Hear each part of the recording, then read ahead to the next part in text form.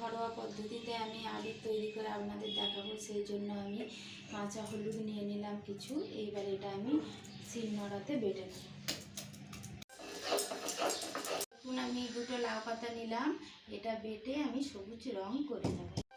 দেখুন আমার বাটা হয়ে গিয়েছে, এবার এটা আমি তুলে নেব।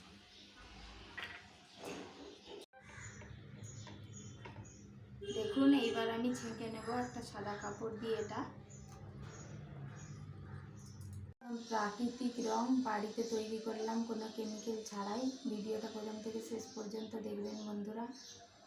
এবার আমি কাঁচা হলুদটা ছেঁকে নেব। দেখুন একদম কাঁচা হলুদের রং। 1 চামচ আমি কর্নফ্লাওয়ার নিয়ে নিলাম।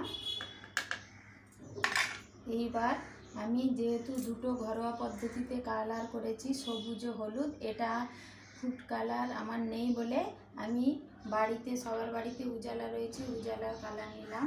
এবার এর মধ্যে অল্প অল্প দিয়ে আমি মিশিয়ে নেব। দেখুন একটা কালার আমার রেডি হয়ে গেছে। এবার আমি অপর কালারটা করে নেব। এর জন্য 1 চামচ কর্নফ্লাওয়ার নিলাম। এবার আমি হলুদ রং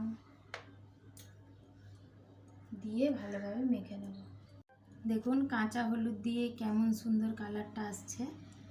আমার একটা কালার রেডি হয়ে গেছে, এবার দ্বিতীয় কালারটাও আমি রেডি করে নিলাম। দেখুন দুটো কালার আমার তৈরি হয়ে গেছে। এইবার আমি সবুজ কালারটা করে নেব।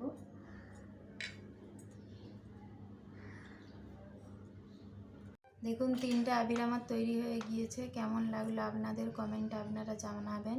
কোনো কেমিক্যাল ছাড়া আমি ঘরোয়া পদ্ধতিতে তৈরি করে নিলাম, আপনারাও বাড়িতে বানাতে পারেন। এইভাবে আমরা হোলি স্পেশাল আবির খেলে দেখাবো আপনাদের। দেখুন এবার রোদ্দুরের মধ্যে আমি দেব। বন্ধুরা আজকে হোলি উৎসব, এই উৎসবের দিনে বাইরের আবির না কিনে আমি নিজের হাতে আবির বানিয়ে পরিবারের সবার সাথে আবির খেলে মজা করব। Happy Holi, happy Holi, happy Holi, happy Holi.